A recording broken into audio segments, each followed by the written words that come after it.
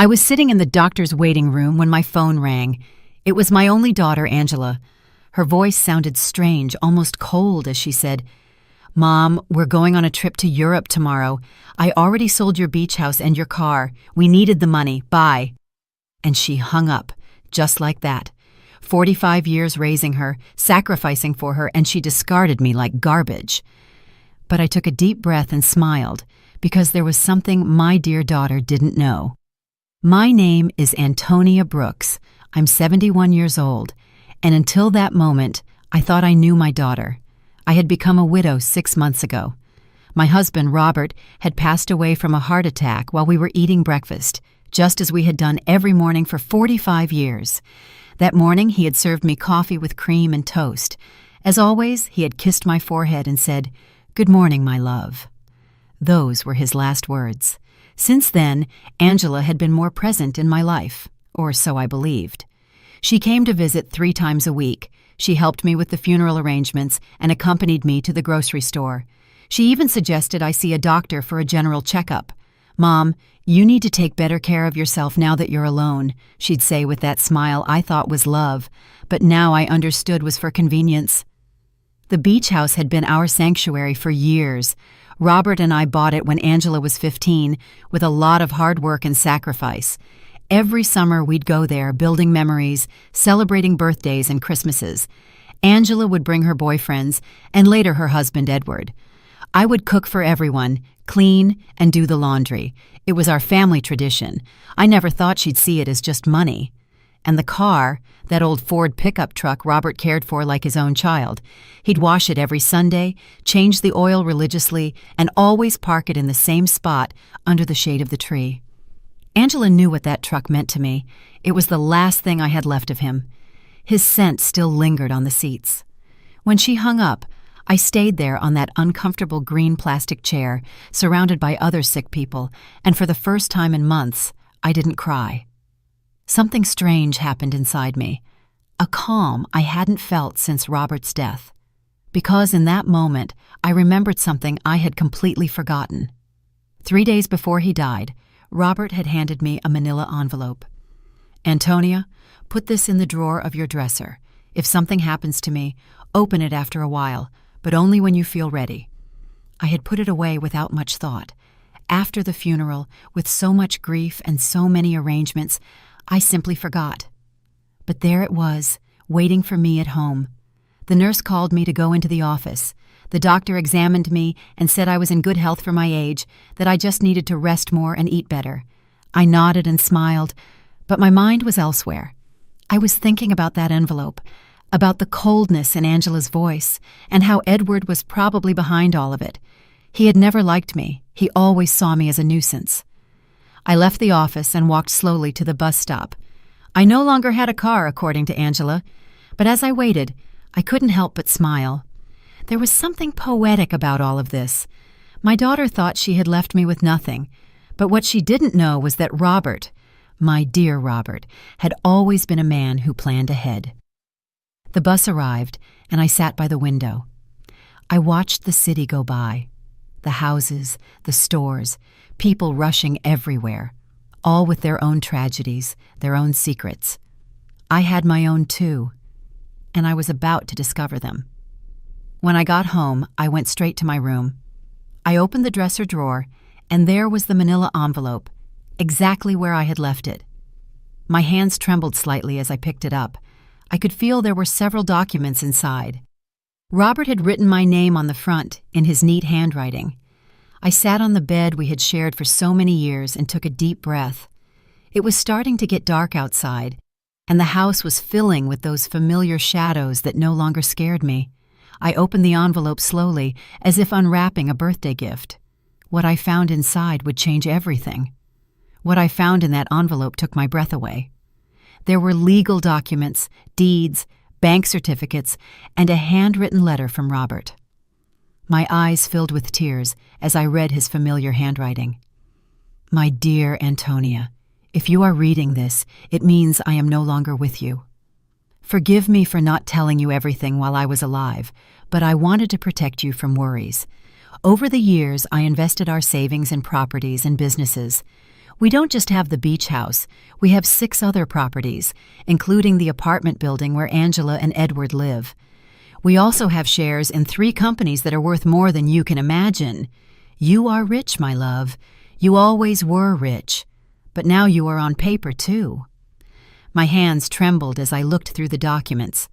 There were deeds to houses in different city neighborhoods, a downtown condo, a small motel on the coast, and indeed, the 20-story apartment building where my daughter lived. Robert had been the silent owner for the past 10 years, but had put everything in the name of a company I didn't know about. And according to the papers, I was the sole heiress of that company. There were also bank statements for accounts I never knew existed, with numbers that seemed unreal. Robert had been a bus driver for 40 years, but apparently he had also been a very smart investor.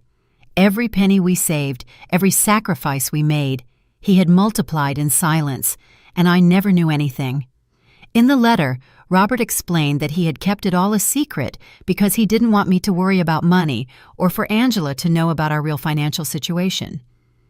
You know our daughter, Antonia. If she knew we had so much money, her attitude would change. I want her to love us for who we are, not what we have. What irony. Our daughter had left us thinking we had nothing, when in reality, we had everything. That night, I couldn't sleep. I walked around the house, touching the old furniture and the knickknacks Angela had always criticized for being outdated. I looked at the family photos on the wall, especially the one where she was 5 years old, sitting on Robert's lap and laughing. Where did that sweet little girl go? When did she become so cold, so calculating? The next day, early in the morning, the phone rang. It was Angela again.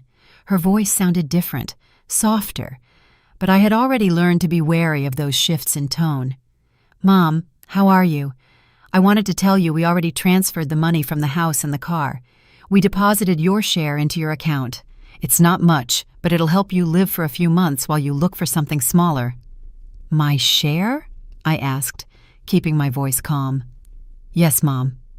We obviously weren't going to leave you with nothing. We gave you 30%. That's fair, right? We need the money for our investment in Europe. Edward has an incredible business opportunity over there. 30% of my own things. How generous. I see, honey. And when do you leave? This afternoon. Our bags are already packed. We'll be gone for at least 6 months, maybe more if the business goes well. But don't worry, Mom. When we get back, we'll help you find a small apartment, something that fits your needs. Fits my needs, as if she knew what my needs were. Okay, Angela, have a safe trip. Oh, Mom, I knew you'd understand. You've always been so compassionate. We love you so much. And she hung up. I stood there with the phone in my hand, and for the first time in months, I laughed. I laughed like I hadn't since Robert died. The situation was so absurd, it was comical. My daughter had robbed me, kicked me out of my own house, talked to me with unbearable condescension, and all to fund a European adventure that would probably be a disaster. But what bothered me most wasn't the money. It was the ease with which she had discarded me. 45 years of my life dedicated to her, of sacrifice, of unconditional love, and she had erased me from her life with a 2-minute phone call. That was what truly hurt. I checked my bank account online. Sure enough, they had deposited an amount that probably seemed generous to them, but to me was a mockery. They had sold the beach house for much less than it was worth, likely because they needed the cash quickly, and they had sold Robert's truck for a pittance. That afternoon, from my window, I watched Angela and Edward load their suitcases into a cab. He was carrying 2 huge suitcases. She had a very expensive-looking carry-on bag. I watched them laugh, kiss, and make plans. They looked like 2 teenagers excited for an adventure. They never looked toward my window, never said goodbye. When the cab drove away, I sat in the kitchen with a cup of tea and Robert's documents spread out on the table. I had to make some decisions. I could call a lawyer, reclaim my properties, and get back everything they had taken. But something told me there was a better way to handle this, a more educational way. I called Mr. Peterson, the lawyer who had handled Robert's affairs. He had been at the funeral, had given me his condolences, and had told me to call if I ever needed anything. Well, now I needed him. "Mrs. Brooks, it's good to hear from you. How are you?" "I'm doing well, Mr. Peterson. I need to see you urgently. I found some documents from Robert that I don't quite understand." "Of course. You can come to my office tomorrow morning. I'll be there." That night, for the first time in months, I slept soundly. I dreamed of Robert. He was sitting in his favorite chair reading the newspaper, just like every morning, and when he saw me, he smiled and said, "It's about time, my love. It's about time you stood up for yourself." I woke up with a strange feeling. It wasn't exactly happiness, but it wasn't the sadness I had felt for so many months either. It was something like determination. For the first time since Robert's death, I had a clear purpose. I was going to get back what was mine, but not in the way Angela expected. The next morning, I got dressed with more care than usual. I put on my wine-colored dress, the one Robert always said made me look elegant. I fixed my hair and put on a little makeup, and when I looked in the mirror, I saw a woman I hadn't seen in a long time. I saw a strong woman. Mr. Peterson's office was downtown. It was an old but elegant building with marble floors and large windows. He greeted me with a warm smile, but when I showed him the documents, his expression changed completely. "Mrs. Brooks, This is much more than I imagined. Robert was a very smart man. Look, according to these papers, you are the owner of—" "I know, Mr. Peterson. I've already reviewed them. What I need to know is what I can do legally." Mr. Peterson explained that everything was in order, that the documents were legitimate, and that I was the rightful owner of all those properties. He also confirmed something I had already suspected. The sale of the beach house was illegal because Angela had no right to sell it. "We can get the house back immediately, Mrs. Brooks, and we can also proceed with legal action against your daughter for fraud." "No, Mr. Peterson. I don't want to proceed with legal action. I want to do this another way. I want everything to remain a secret for now. Can you help me?" He looked at me with curiosity, but he nodded. "Of course. You are my client. What do you need?" "I need you to discreetly get the beach house back, do what is necessary to nullify that fraudulent sale, and I need you to help me gain real control of all my properties, especially the building where my daughter lives." "I understand. It will be a process that takes a few weeks, but it's completely feasible." "Perfect. And Mr. Peterson, I need no one to know I am behind all of this, at least for now." When I left his office, I felt as if I had woken up from a very long dream. I walked through the downtown streets, watching the people, the buildings, the life that was going on as normal. But for me, everything had changed. I had a plan. The following weeks were the strangest of my life. Officially, I was a poor widow who had been abandoned by her daughter, but in secret, I was a rich woman silently orchestrating the recovery of my assets. Mr. Peterson worked efficiently, and every few days he would call me with updates on the progress of the legal proceedings. I decided to stay in my house for the time being. It was mine, after all, although Angela probably expected me to move into a single room. Every morning I would wake up, have breakfast at the same table where Robert and I had shared so many years, and then go for a walk in the neighborhood. The neighbors would greet me with that mix of pity and curiosity they reserve for recent widows. Aurora, my lifelong neighbor, came up to me one afternoon while I was watering the plants in the front. "Antonia, dear, is it true that Angela went to Europe and left you all alone?" "Yes, Aurora. She went with Edward. They have business plans over there." "And how are you going to live, sweetie? We all know Robert didn't leave much money." "If you only knew," I thought. "Don't worry, Aurora. I'll be fine." "Do you need anything? I can bring you some food, help you with groceries?" "You're very kind, but I'm fine, really." Aurora looked at me with that expression I knew well.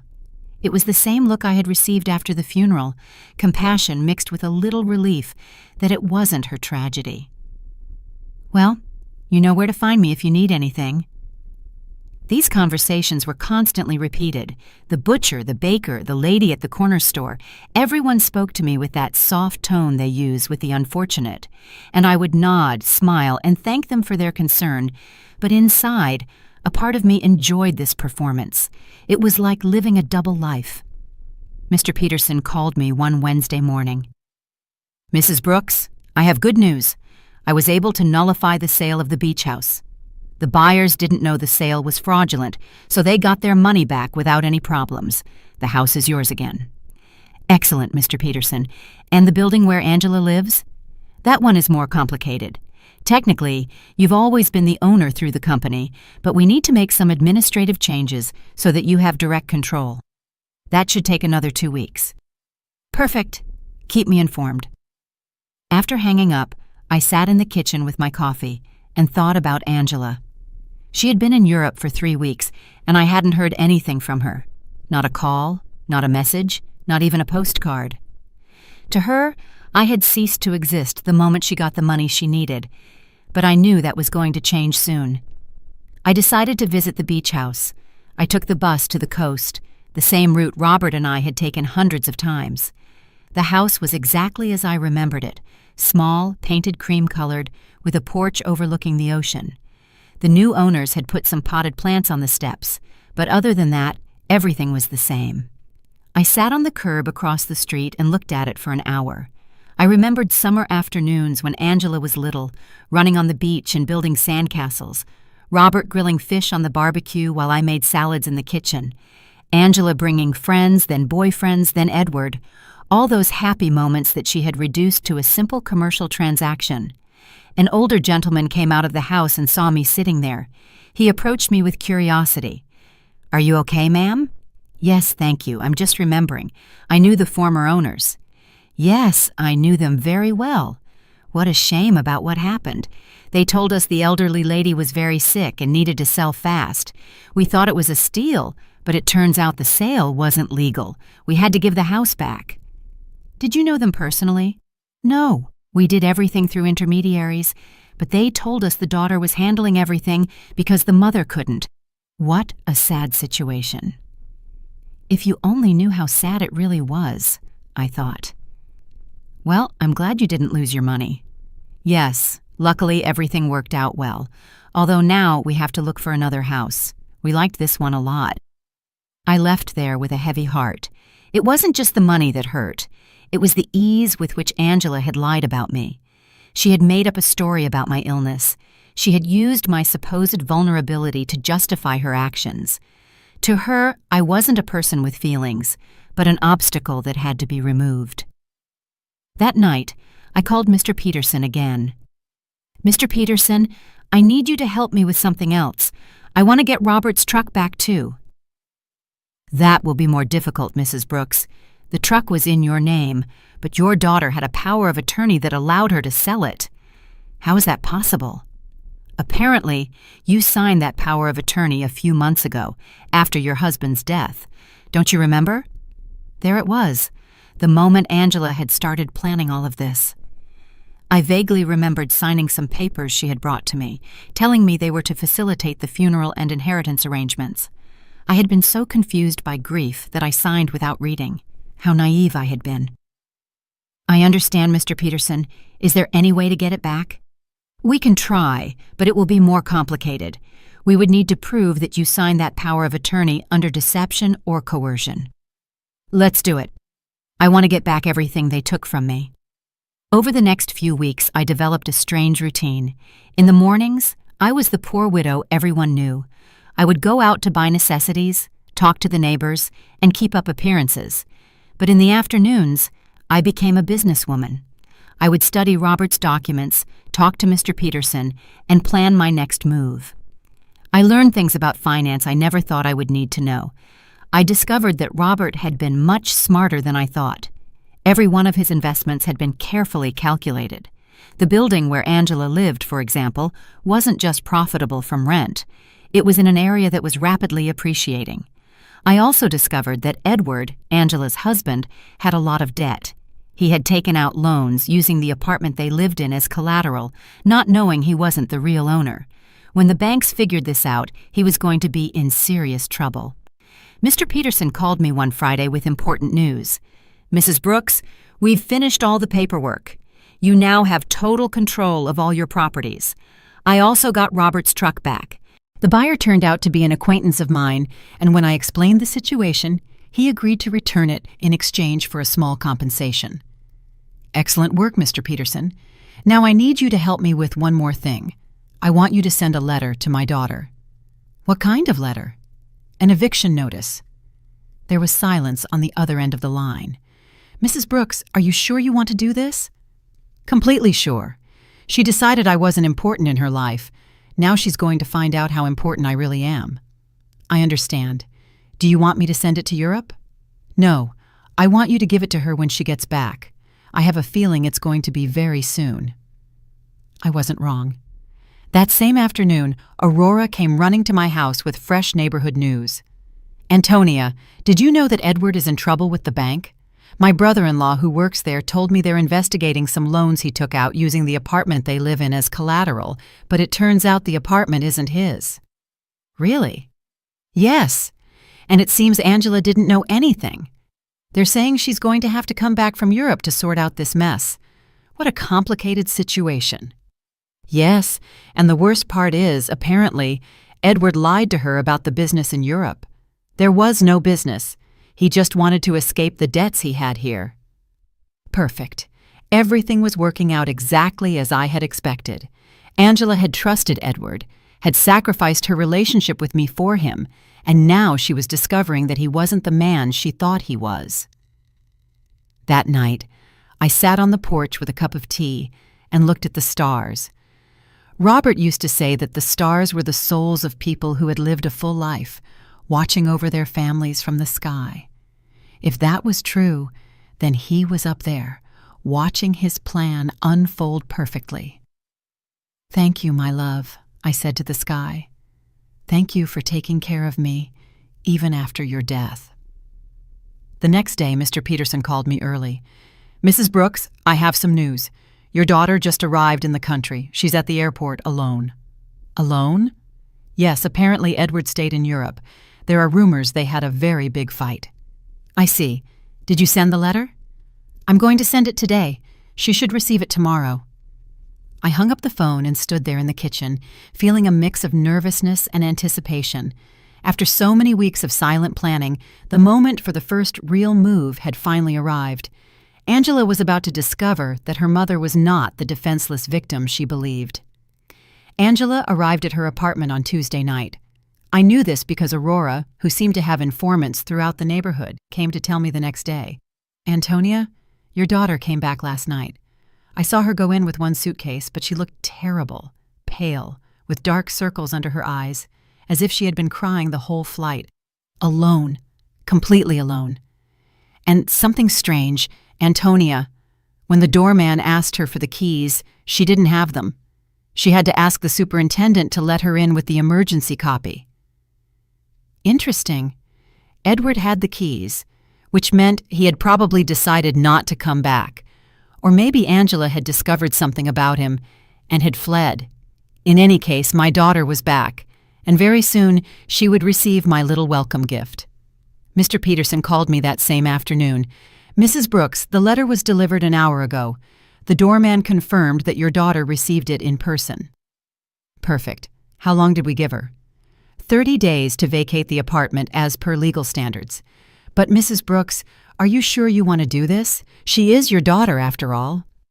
"Mr. Peterson, my daughter kicked me out of my own house with a 2-minute phone call.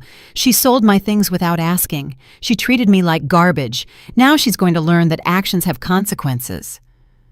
"I understand. I just wanted to make sure you had considered all the implications." "I have considered them, Mr. Peterson. All of them." That night, I couldn't sleep.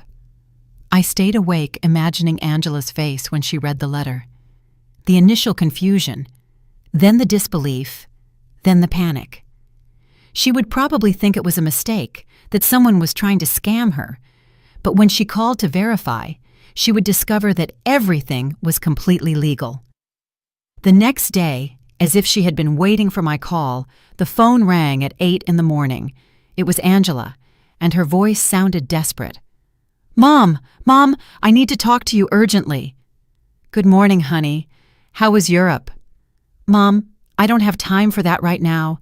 I received a very strange letter yesterday. It says I have to vacate my apartment in 30 days. It must be a mistake, right? Do you know anything about this?" "An eviction notice. How strange. From whom?" "From a company I've never heard of. It's called— Wait, let me find the letter. Robert Investments, Inc. Do you know this company?" Robert had used his own name for the company. How poetic. "No, honey, I've never heard that name." "Are you sure the letter is legitimate?" "That's what I want to find out. Mom, I need you to help me. I don't know what to do. Edward left me in Europe. He ran off with another woman, and now I come back to this. I don't understand what's happening." There was the confirmation. Edward had abandoned her, probably when the money ran out, or when he realized that the legal problems at home were more serious than he thought. Poor Angela. She had sacrificed her family for a worthless man. "I'm so sorry, honey. Where are you now?" "I'm in the apartment, but I don't know for how long. Mom, can I come see you? I need to talk to someone. I don't have anyone else." The irony was perfect. Now that she was left without the man for whom she had abandoned me, she remembered she had a mother. "Of course, honey. Come over whenever you want." "I'm on my way." I hung up the phone and looked at myself in the mirror. I had to be perfect for this performance. I put on my most conservative gray dress, tied my hair in a simple bun, and practiced my expression of a worried but resigned mother. When Angela arrived, she would see exactly what she expected to see: a poor, vulnerable widow who had been abandoned by her own daughter. Angela arrived an hour later. When I opened the door, I was surprised at how bad she looked. She had lost weight, had deep circles under her eyes, and her expensive clothes looked wrinkled and unkempt. Her eyes were red from crying. "Mom," she said, and for a moment I thought she was going to hug me, but she stopped, as if she suddenly remembered how things had ended between us. "Come in, honey. Do you want some coffee?" "Yes, please." We sat in the kitchen, at the same table where I had read Robert's documents weeks ago. Angela looked small in that chair, lost, just like when she was a child, and came to tell me about her school problems. "Mom, I'm so sorry for the way I left. I know I didn't treat you well." "It's in the past, honey." "No, it's not. I treated you badly.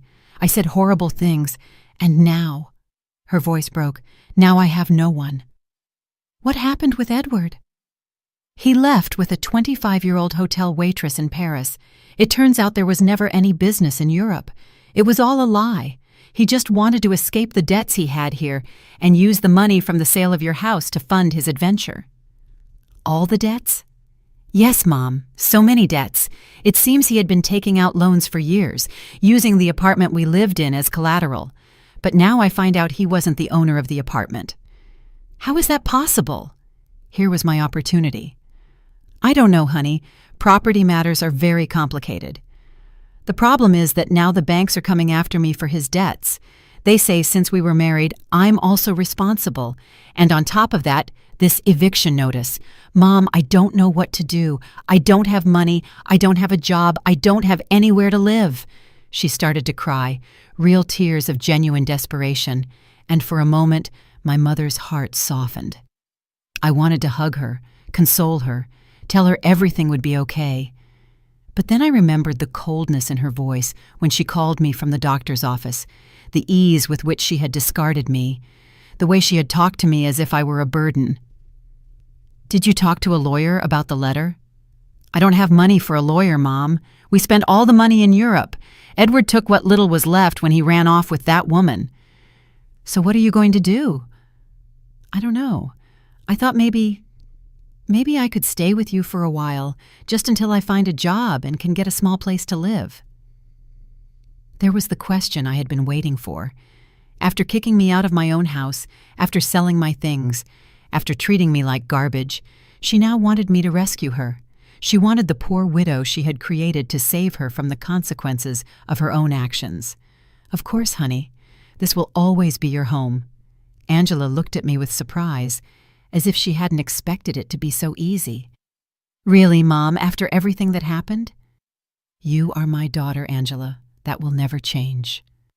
She got up, and this time she hugged me. It was a desperate hug, from someone drowning and clinging to the only thing they can find.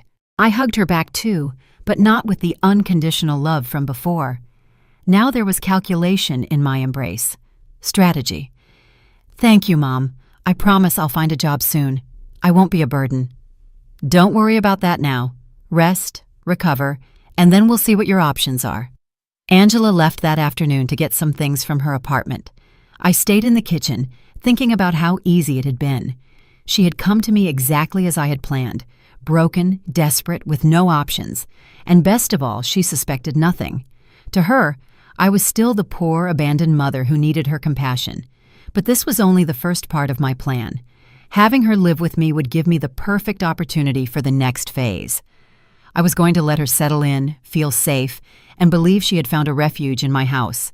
And then, when she least expected it, I was going to teach her the difference between being poor by choice and being poor by consequence. That night, I called Mr. Peterson. "Mr. Peterson, I need you to do something else for me." "Tell me, Mrs. Brooks." "I want you to investigate Edward's debts. I want to know exactly how much he owes, to whom, and what legal options I have to separate them from my daughter." "That will take time, but it's feasible." "Perfect. And Mr. Peterson, I want you to keep this in absolute secret. No one can know I am behind this investigation." "Of course, Mrs. Brooks. May I ask what your final plan is?" "My plan, Mr. Peterson, is very simple. I'm going to save my daughter, but first, she has to understand what it truly means to hit rock bottom." When I hung up, I poured myself a glass of the wine Robert had been saving for special occasions. It had been a long time since I'd had a special occasion like this one. The game had begun, and for the first time in months, I had all the good cards in my hand. Angela moved into my house the next day. She arrived with 2 suitcases and a cardboard box, all that was left of her previous life. I watched her unpack in her old room, the same one she had slept in during her teenage years, and I could see the humiliation in every one of her movements. She had gone from living in a luxury condo to taking refuge in her childhood bedroom. "Mom, I found this in the apartment," she said, showing me a manila envelope. "It was among Edward's things. It has your name on it." It was another one of Robert's envelopes. My heart sped up, but I kept my composure. "My name? How strange." "Yes, look." She showed me the envelope. Indeed, it had my name written on it in Robert's handwriting, but this envelope was different from the one I had found in my dresser. This one was smaller, newer.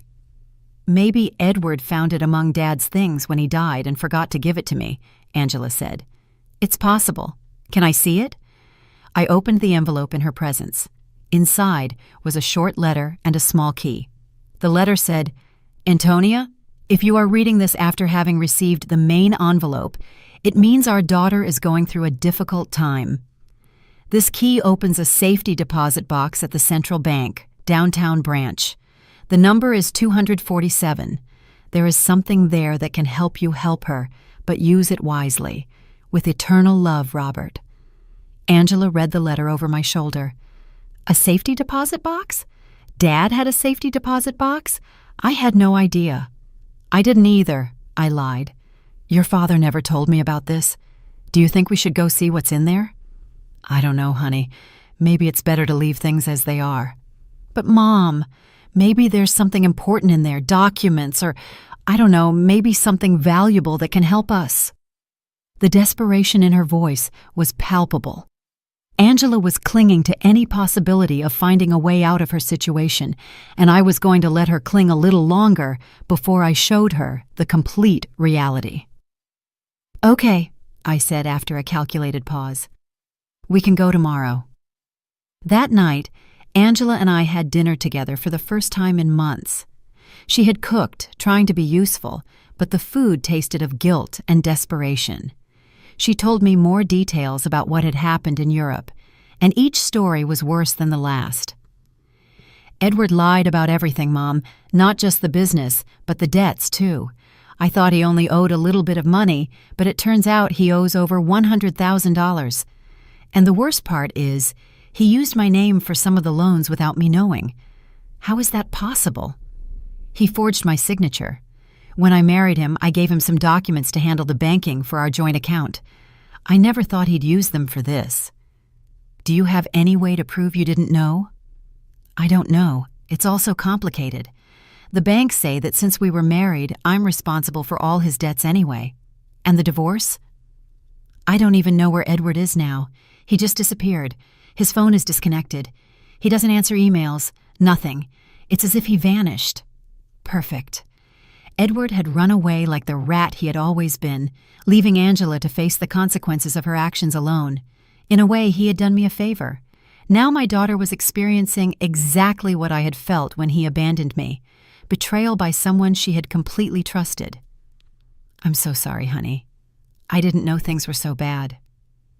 I didn't either, Mom.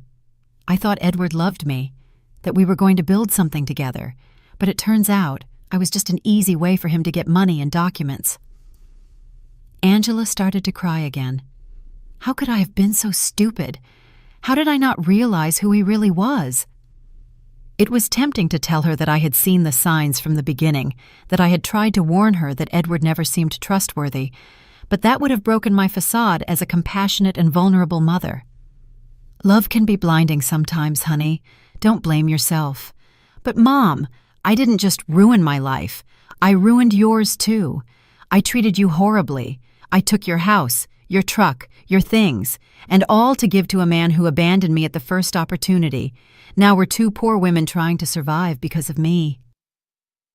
It's in the past, Angela. We'll be okay. No, it's not. Now we're both in trouble because of my mistakes. You lost everything Dad left you, and I lost my marriage and my future. We're two poor women trying to survive. If she only knew, I thought, that at this very moment I had more money than she could possibly imagine, that I was the owner of the building where she lived, that I could solve all her problems with a single phone call. But it wasn't time yet. The next day, we went to the bank. Angela was nervous, hopeful. I maintained my act as a confused widow who didn't understand much about finance. The bank employee led us to the safety deposit boxes, verified my ID, and opened box number 247. Inside were jewels, many jewels, rings, necklaces, bracelets, earrings. I recognized some pieces as heirlooms from Robert's family. Others were completely new to me. There was also a letter explaining the origin of each piece and its approximate value. Angela gasped. Mom, this must be worth a fortune. You think so? Yes. Look at this emerald and this pearl necklace. Mom, Dad saved a treasure here. According to Robert's letter, the jewels were worth approximately $200,000. It was a significant amount, but it was nothing compared to the rest of my assets. It was like finding a few coins under the sofa when you have $1 million in the bank. What do we do with this, Mom? I don't know, honey. They're family memories. But Mom, we could sell some of the pieces. With this money, you could get your beach house back, and I could pay off some of Edward's debts. There it was again. Even when she found something valuable, Angela's first reaction was to think about how to use it to solve the problems Edward had created. She hadn't learned a thing yet. Are you sure you want to use your father's inheritance to pay Edward's debts? What other option do I have, Mom? If I don't pay something soon, the banks are going to foreclose on everything I have, and technically, I don't own anything. Everything was in Edward's name. Think carefully, honey. Once you sell these jewels, you won't be able to get them back. I know, but what else can I do? I can't get a job with all these legal claims pending. No employer is going to want to hire someone with so many legal problems. We took the jewels home. Angela spread them out on the kitchen table and examined them one by one, calculating which ones she could sell and which she could keep. It was painful to watch her reduce decades of family history to numbers on a spreadsheet. Mom, I think I can get $180,000 for the jewels, she said one afternoon, counting the bills on the kitchen table. It's less than I expected, but it's enough to pay off the most urgent debts. Are you sure you want to do this? I have no choice. If I don't pay something soon, they'll seize everything. Even this house could be at risk if they prove I have some kind of legal connection to the properties. How ironic the situation was. Angela was worried about losing a house that I owned, paying the debts of a man who had abandoned her with money from jewels that had belonged to the same man who had created the fortune that could save her. And how are you going to decide which debts to pay first? I talked to a free financial advisor at the bank.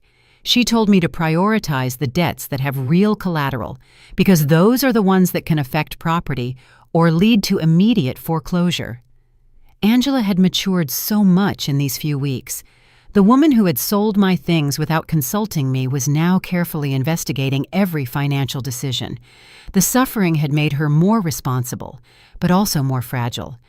That night, while she was organizing the debt documents on the table, I received a call from Mr. Peterson. Mrs. Brooks, I have a full report on Edward's debts. The situation is worse than I thought. How much worse? He owes over $200,000 to several banks and also has debts with private lenders. What's more concerning is that he used falsified documents with your daughter's signature for some of these loans. That means Angela is legally responsible. It's complicated. If we can prove she didn't know, we might be able to get her out of some of the debts. But it's going to be a long and expensive process. How expensive? For a good lawyer specializing in these types of cases, probably $50,000, and there's no guarantee of success. I understand. And what if she just pays the debts? If she has the money, that would be the fastest solution, but I doubt she has access to that amount. Mr. Peterson, I want you to prepare all the necessary documents to get my daughter out of these debts, but don't tell her anything yet. You're going to pay, Mrs. Brooks? I'm going to do whatever is necessary to protect my daughter, but this has to be handled in a very specific way. When I hung up, I found Angela in the living room, looking at the jewels with a sad expression. She looked lost, like a child who had broken her favorite toy and didn't know how to fix it. What are you thinking about, honey? About Dad. About how disappointed he would be in me if he could see what I did with my life. Your father loved you very much, Angela. He would understand. No, Mom. He taught me to be responsible, to value family, not to be selfish, and I did the exact opposite. I abandoned my mother for a man who turned out to be a liar. I sold my family's memories for money. I ruined everything he built. For the first time since she had returned, I heard a genuine regret in her voice. It wasn't just lamenting the consequences of her actions, but a true acknowledgement that she had done something morally wrong. People make mistakes, honey. The important thing is to learn from them. But how do I learn from this, Mom? How do I fix the damage I've done? There was the question I had been waiting for. Angela was finally ready to face the truth about her actions and their consequences. But it wasn't yet time to reveal my final card. First, I had to let her hit rock bottom completely. The next few days were crucial for my plan. Angela decided to sell most of the jewels, keeping only the engagement ring Robert had given me and a small necklace that had belonged to her grandmother. I watched her prepare to go to the jewelry stores, research prices, and negotiate with buyers. It was painful to watch her reduce decades of family history to commercial transactions, but it was necessary for her to understand the real weight of her decisions. Mom, I got $180,000 for the jewels, she told me one afternoon, counting the bills on the kitchen table. It's less than I expected, but it's enough to pay off the most urgent debts. Are you sure you want to do this? I have no choice. If I don't pay something soon, they'll foreclose on everything. Even this house could be at risk if they prove I have some kind of legal connection to the properties. How ironic the situation was. Angela was worried about losing a house that I owned, paying the debts of a man who had abandoned her with money from jewels that had belonged to the same man who had created the fortune that could save her.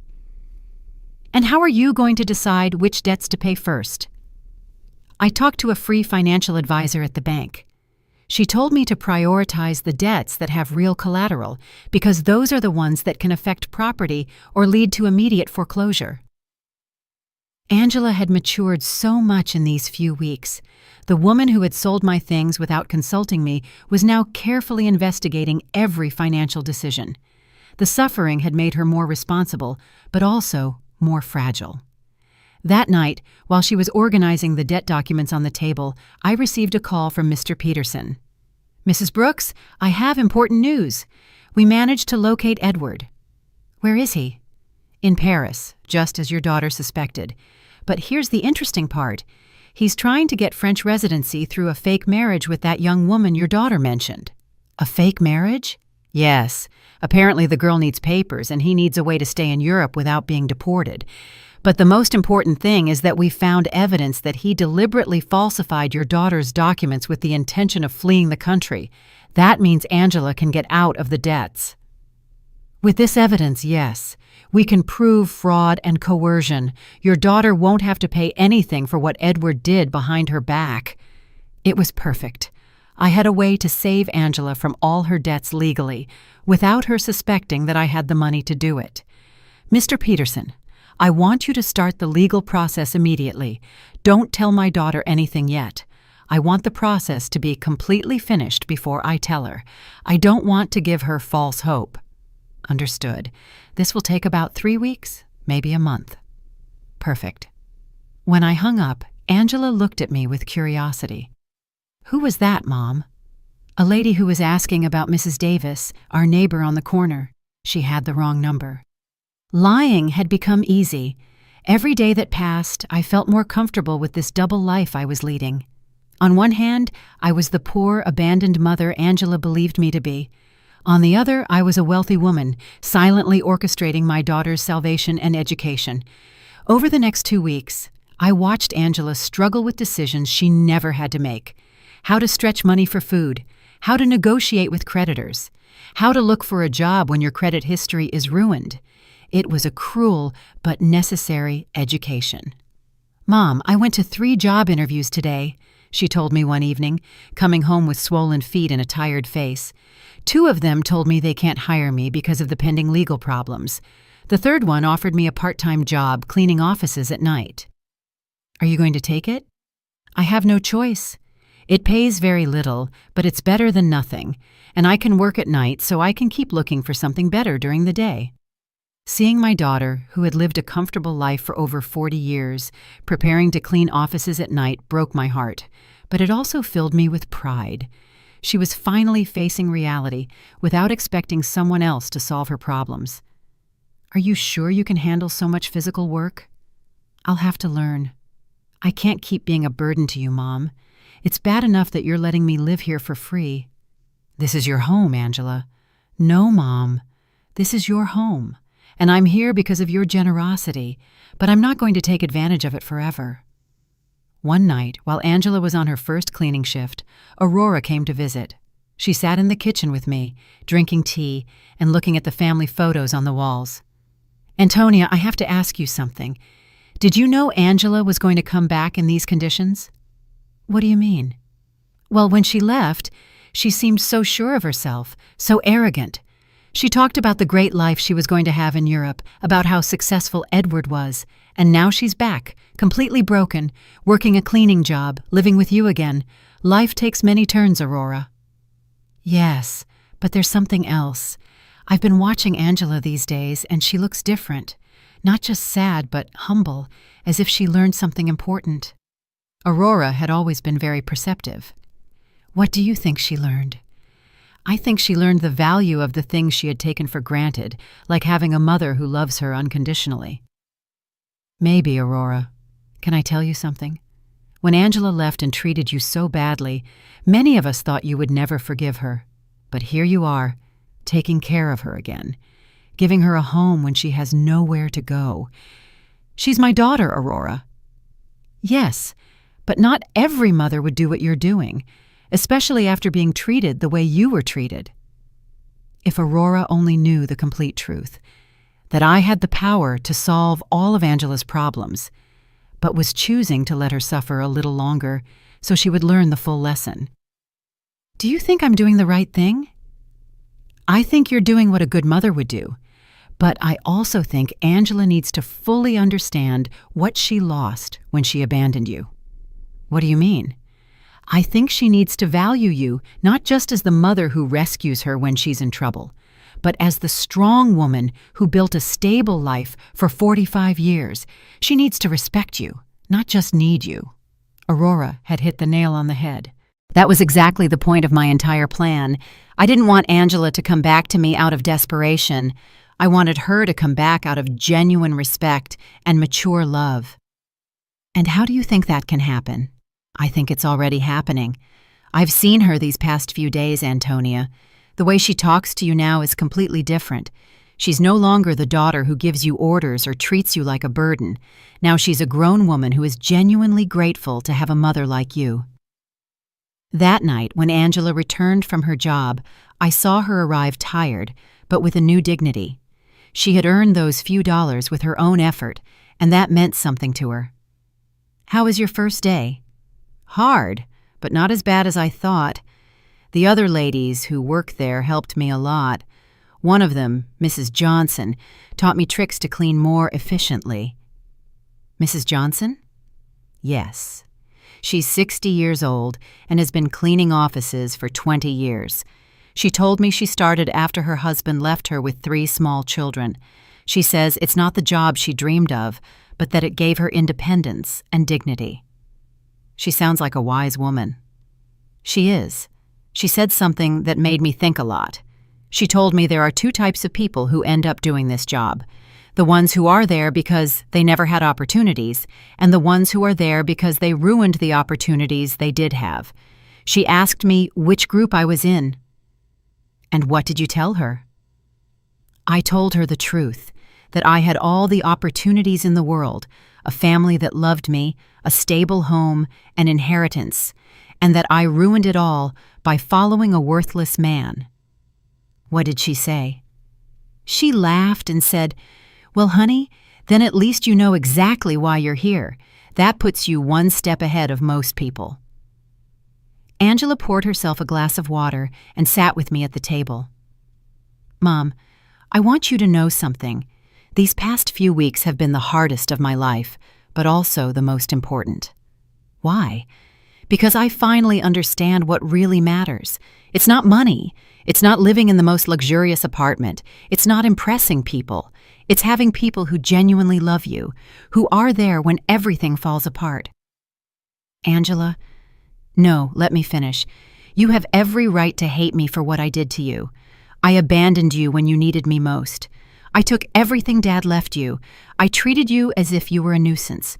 And now I'm here again, expecting you to forgive me and take care of me. I already forgave you, honey. But I haven't forgiven myself. And I won't until I prove that I've truly changed, that I've learned from my mistakes." Mr. Peterson called me the next morning. "Mrs. Brooks, I have excellent news. The legal process is almost complete. We can get your daughter out of all of Edward's debts." It was time. After weeks of watching Angela struggle, work, and reflect on her mistakes, the moment had finally arrived to show her that she had never been alone, that she had always had someone quietly watching over her. "Mr. Peterson, I want you to organize a meeting. It's time for my daughter to know the whole truth." Mr. Peterson arranged the meeting for Friday morning at his office. I told Angela that I had made an appointment with a lawyer who could help her with her legal problems, but I didn't explain the details. She agreed to come, although she was nervous about the cost of the consultation. "Mom, I don't have money to pay a lawyer. I barely have enough to cover basic expenses." "Don't worry about that now, honey. Let's just hear what he has to say." We arrived at Mr. Peterson's office on time. Angela had dressed in her best clothes, which now looked a little big on her thinner body. She was nervous, wringing her hands, expecting another piece of bad news on her endless list of problems. Mr. Peterson greeted us with his usual professional smile. "Mrs. Brooks, Miss Brooks, thank you for coming." "Thank you for seeing us," Angela replied. "Although I should warn you that my financial situation is very complicated, and I probably can't afford high fees."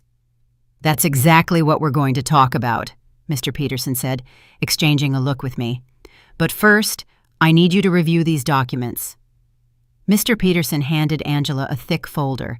She opened it and began to read, her expression gradually changing from confusion to surprise. "I don't understand. These documents say that Edward forged my signature, that there is evidence of fraud, that I am not responsible for the debts." "That's right. We have been investigating your case for the past few weeks.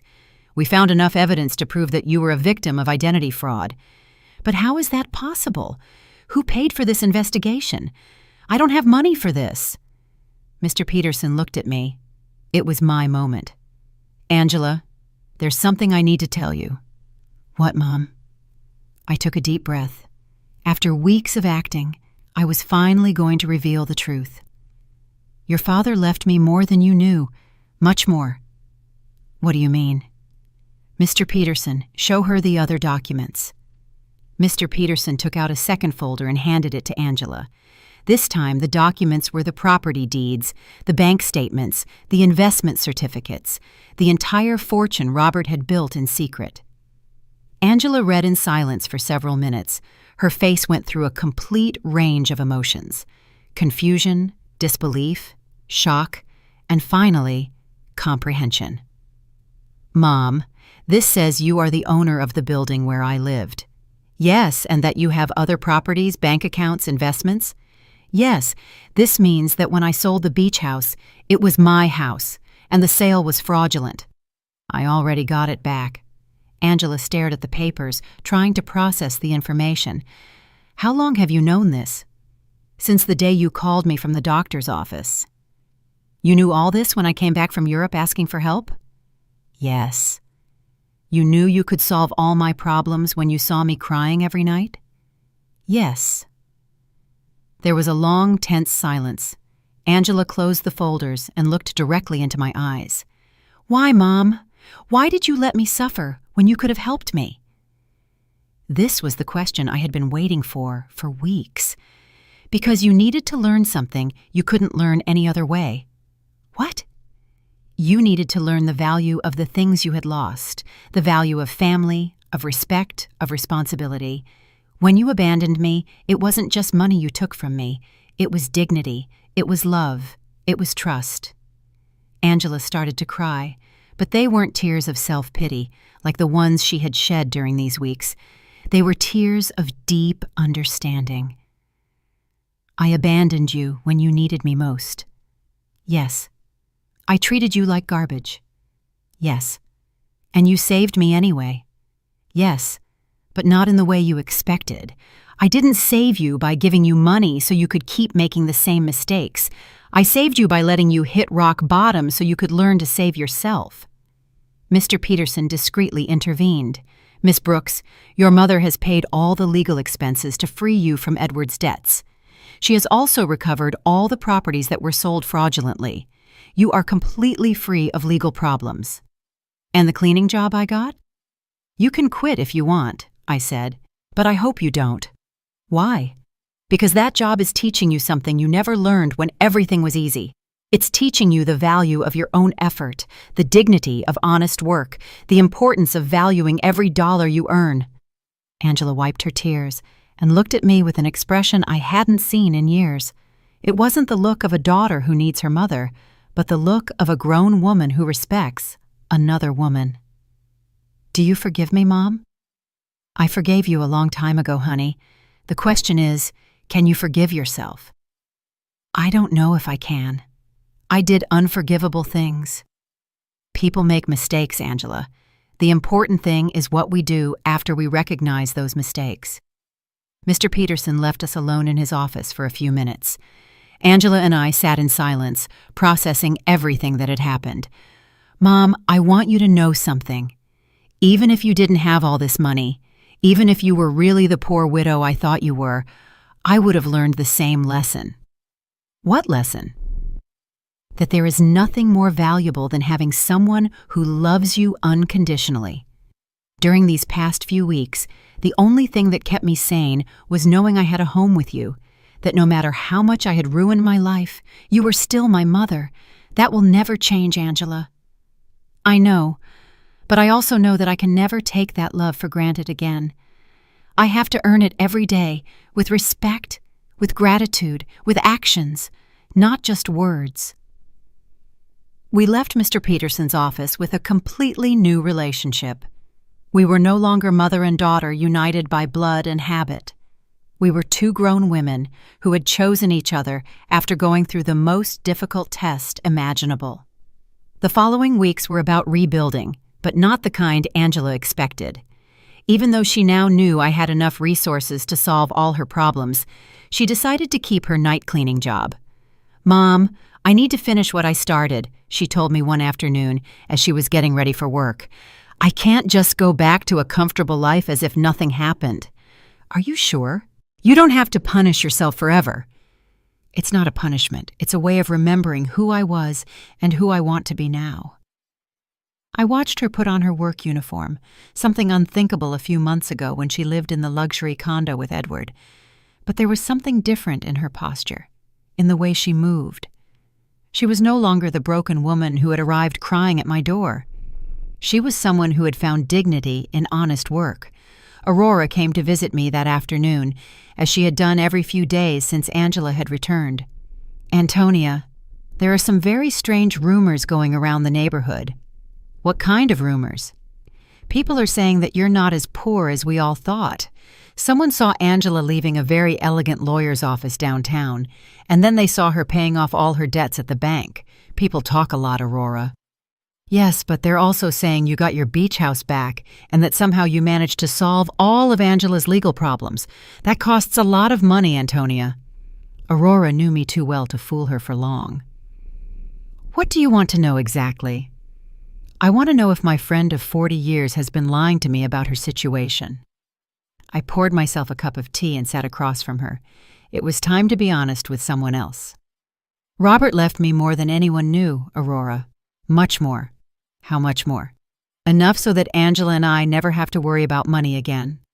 Aurora was silent for a moment, processing the information. "And why did you pretend to be poor all these months?" "Because I needed Angela to learn something she couldn't learn any other way." I told her the whole story: Angela's cruel phone call, my plan of silent revenge, the weeks of watching her hit rock bottom, and finally, the revelation in Mr. Peterson's office. "Antonia, that is brilliant and terrible at the same time." "Terrible?" "Yes, because you let your own daughter suffer when you could have helped her immediately. But also brilliant, because I understand why you did it." "You do?" "Yes. Angela needed to learn the value of the things she had lost. If you had simply given her money to solve her problems, she would have learned that there's always someone who will rescue her from the consequences of her bad decisions." "Exactly. But Antonia, didn't it hurt you to see her suffer?" "Every day. Every night I saw her crying. Every morning I saw her get up to go to work, tired and defeated. But I knew that if I rescued her too soon, she wouldn't have learned the full lesson." "And do you think she learned it?" "Look for yourself. Angela knows that she now has access to enough money to live comfortably, but she chose to keep her job. She knows she can move to a better place, but she decided to stay here with me. She knows she doesn't have to worry about the debts, but she's using her own savings to help other women in similar situations." "She's helping other women?" "Yes. She became friends with the ladies she works with, and is using some of the money she earned cleaning offices to help a coworker who is having trouble paying for her son's daycare." Aurora smiled. "That's not the Angela who went to Europe." "No, she's not. This Angela understands that money is a tool, not a goal. She understands that dignity comes from work and respect, not from material possessions." That night, when Angela returned from work, she found me reading in the living room. "Mom, I have to tell you something. Today, Mrs. Johnson asked me if I was the daughter of the rich lady from the north side of town." "What did you tell her?" "I said yes, that you have enough money for me not to have to work." "And do you know what she asked me next?" "What?" "She asked me why I was still working. So I explained that it was because I need to prove to myself that I can stand on my own 2 feet. "And what did she say?" She laughed and said, "Honey, that's the difference between being rich and acting rich. Your mom taught you how to be truly rich. Mrs. Johnson is very wise. She is, and she made me understand something important. It's not about the money you have, but about how you use it and how you relate to it. Angela sat down with me on the sofa. Mom, I want you to know that I've made a decision. I'm going to keep living here with you, but not as a daughter who has come back home to her parents. I want to stay here as a grown woman who chooses to share her life with her mother. What's the difference? The difference is that I'm going to pay my share of the expenses. I'm going to contribute to the upkeep of the house, and I'm going to treat this relationship as a partnership between two independent women who love and respect each other. Angela, you don't need to. Yes, I do, Mom. I need our relationship to be different from what it was before. Before, I was a daughter who took her mother's love and care for granted. Now, I want to be a grown woman who values and takes care of the most important relationship in her life. And your job? I'm going to keep working, but not necessarily cleaning offices forever. I want to go back to school. I want to prepare myself to do something more meaningful with my life, but I want to do it step by step, earning every opportunity. Do you have any idea what you want to study? Yes, I want to study social work. These past few weeks have taught me how many people are going through difficult situations without having anyone to support them. I want to use the resources we have to help other women who are going through what I went through. It was perfect. Angela had not only learned to value what she had, but she had found a way to use her experience for something constructive. And what about Edward? Mr. Peterson told me he was arrested in France for the fraudulent marriage. He's going to be deported soon, but honestly, Mom, I don't care anymore. That part of my life is over. You don't feel any resentment? No. Edward did me a favor without even knowing it. If he hadn't abandoned and betrayed me, I never would have hit rock bottom. And if I had never hit rock bottom, I never would have learned to truly value what I have. That night, for the first time in months, I went to bed completely at peace. My plan had worked perfectly. Angela had not only learned the lessons she needed to learn, but she had emerged from the experience as a stronger, wiser, and more compassionate person. Robert would have been so proud. 6 months later, our life had found a new balance that neither of us could have imagined before. Angela finished her social work studies with excellent grades, and I decided to use some of my resources to establish a foundation to help women in situations of domestic violence and financial abandonment. Mom, the letter from the university arrived, Angela said one morning, coming into the kitchen with an envelope in her hands. I was accepted into the master's program. I start next semester. But Mom, I want you to know I'm going to pay for it with my own savings. I've been saving money from my job at the city. The salary isn't high, but she had learned to live with the essentials and to value every dollar she earned. Are you sure? We can easily afford the master's program. I know, but I need to do it on my own. It's part of who I am now. Aurora came to visit that afternoon, as she had done every Friday for the past few months. She had become a confidant to both of us, watching our transformation with fascination. Antonia, I have to confess something, she said, pouring herself a second cup of tea. At first, I thought you were very cruel to Angela. And what do you think now? Now I think you were the wisest mother I've ever known. Look at your daughter. Really look at her. It was true. The Angela who was in the living room studying for her exams was completely different from the one who had left for Europe months ago.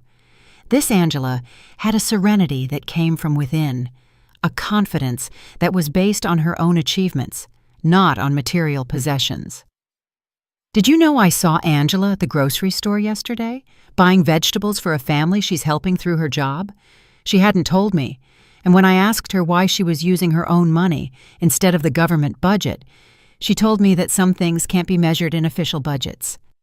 That night, Angela and I had dinner on the porch, something that had become a tradition. It was our time to talk about the day, plan for the future, and simply enjoy each other's company. Mom, I received a very strange letter today, she said, cutting her salad. From whom?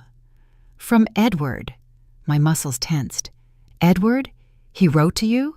From where? From prison in France.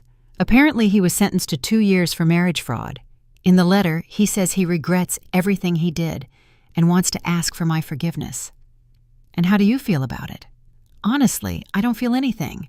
No anger, no sadness, no desire for revenge. It's as if that part of my life happened decades ago, not months ago. Are you going to write back? No. Not because I hate him, but because there's nothing to say. That Angela who married him no longer exists. This Angela has nothing to talk to him about. I was impressed by the maturity in her voice. The woman sitting across from me had developed an inner strength that came from hitting rock bottom and getting up on her own. Do you know what this whole experience taught me, Mom? What? That true love isn't the one that tells you what you want to hear. True love is the one that teaches you what you need to learn, even when it hurts. It's a difficult lesson to learn, but it's a necessary one. Edward told me what I wanted to hear. He made me feel special. He convinced me that I deserved a life of luxury without effort. You taught me that true wealth comes from hard work, respect, and genuine relationships. That night, after Angela went to her room to study, I sat on the porch alone, looking at the stars and thinking about Robert. I had promised him I would take care of our daughter, and I finally felt I had fulfilled that promise in the right way. I hadn't taken care of her by giving her money when she needed it. I had taken care of her by teaching her to take care of herself. I hadn't saved her by solving her problems. I had saved her by allowing her to learn to solve them on her own. The next day was Sunday, and we had planned to visit the beach house together for the first time since I had gotten it back. Angela hadn't wanted to go before, saying she needed time to process everything that had happened. "Are you ready?" I asked her as we got into the truck. "I think so." The trip was silent, but comfortable. When we arrived, Angela stood for a moment in the truck, looking at the house where we had spent so many family summers. "It looks exactly the same," she said finally. "Some things don't change, but others do. I am not the same person who sold this house." We went in together. The house was clean and tidy, exactly as Robert and I had kept it for years.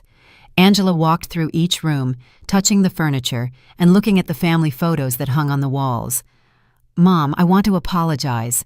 "You already apologized, honey." "No. I want to apologize specifically for this house, not just for selling it, but for reducing all our family memories to a commercial transaction. It's forgiven. This house represents 40 years of family summers, of birthdays, of Christmases.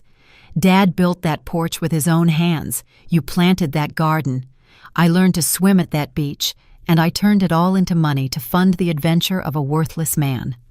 She sat on the sofa where Robert used to read on Sunday mornings. "Do you know what hurts me the most?" "What?" "That when I sold it, I didn't feel anything. It was just another property. Now, being here again, I can feel Dad in every corner. I can hear his laughter, smell his morning coffee, see his reading glasses on the table. He is here, Angela. He has always been here. I know. And I also know that he is proud of how you handled all of this." We spent the whole day at the house, cooking together, cleaning, and fixing small details. It was like a ritual of reconnection, not just with the place, but with the values that place represented. When the sun began to set, we sat on the porch Robert had built, looking at the ocean. "Mom, I have a proposal." "What is it?" "I want us to turn this house into a temporary shelter for women who are leaving situations of domestic violence, a place where they can stay while they rebuild their lives." It was the perfect proposal. Robert would have loved the idea that his beach house would serve to help other families. "I think that's a beautiful idea, honey. We can use some of the foundation's resources to maintain it, and I can oversee the program through my job." "Are you sure you want to turn our family sanctuary into that, Mom?" "The best sanctuaries are the ones that are shared. Dad always said that a house isn't truly a home until it opens its doors to other people who need love." He was right. Robert had always been generous with our home, inviting relatives, friends, and neighbors who needed a place to stay. We returned home that night with a new project and a completely renewed relationship. We were no longer mother and daughter united by obligation or need. We were two women who had consciously chosen to build a life together based on love, respect, and a common purpose. That night, before falling asleep, I spoke to Robert in silence. We did it, my love. Our daughter finally understood what truly matters. And for the first time since his death, I felt he answered me. I always knew you would. You're both stronger than you think. Justice had arrived not as revenge, but as education, not as punishment, but as transformation. And in the end, we had both gained something much more valuable than money. We had gained an authentic relationship built on a solid foundation that no future crisis could destroy. Did you like my story, and which city are you listening from? Let's meet in the comments. If you liked the story, you can support me by sending a super thanks so I can keep bringing more stories like this. Thank you so much for your sweet support. I'm looking forward to your comments on the story. On the screen, you can see 2 new life stories that I highly recommend. There's so much more on my channel. Don't forget to subscribe. See you in the next life story with love and respect.